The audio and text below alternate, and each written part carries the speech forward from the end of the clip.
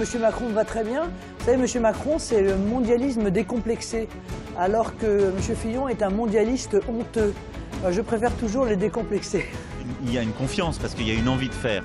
Il y a aujourd'hui des blocages, c'est la discrimination, c'est parfois le manque de moyens à l'école, etc. Donc moi j'ai une politique volontariste à l'école, pour l'emploi, contre les discriminations. Et derrière, la meilleure réponse, c'est eux qui étaient là ce soir. Je pense que c'est aux Français et à eux seuls de déterminer dans quelles conditions on devient Français. C'est-à-dire, est-ce qu'on devient Français automatiquement parce qu'on est né sur le territoire français ou est-ce qu'il faut des critères? Moi, je suis pour des critères. Je pense que ces critères doivent être exigeants.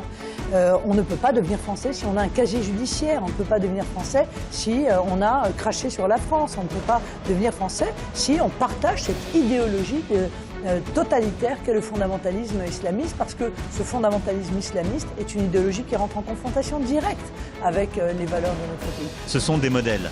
Et donc c'est de valoriser ces modèles, c'est de montrer que dans les quartiers, que dans les jeunes issus de l'immigration, il y a des gens qui réussissent formidablement bien. Il faut montrer un nouveau visage de nos quartiers. Il faut montrer un nouveau visage de cette jeunesse.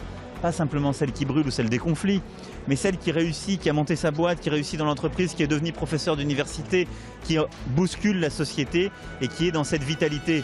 Et je le disais, la Seine-Saint-Denis, il faut qu'on arrête d'en parler en disant c'est l'endroit où on brûle des voitures, il y a de l'insécurité, etc. La Seine-Saint-Denis, c'est l'endroit où on crée le plus de start-up en France. C'est l'endroit où il y a le plus de diversité culturelle. C'est l'endroit où il y a le Stade de France. C'est l'endroit où il y a la Basilique des Rois de France. C'est l'endroit où il y a 2 aéroports internationaux. Mince, c'est un endroit où on doit casser tous les plafonds. Évidemment que je la crains, je pense qu'elle est dans l'esprit en réalité de tous les Français quand ils voient des hordes de voyous tout casser, tout brûler sur leur passage, quand ils voient les forces de police systématiquement attaquer, y compris jusqu'aux tentatives de meurtre qui se multiplient contre les policiers, contre les pompiers, contre les gendarmes, les médecins qui n'arrivent plus à rentrer dans un certain nombre de quartiers.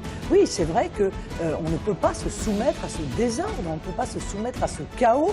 Et sur les mémoires blessées, je l'ai dit, on doit aller de l'avant, on doit savoir construire l'avenir, c'est plus important que tout. Donc il y a des mémoires blessées, elles ont leur épaisseur, il faut passer outre maintenant cette étape pour construire, parce que voilà. La guerre est toujours terrible, bon, elle a été affreuse des deux côtés, mais encore une fois, on ne peut pas, je veux dire, rien ne justifie que l'on puisse indiquer que la colonisation en Algérie a été un crime contre l'humanité, c'est un mensonge.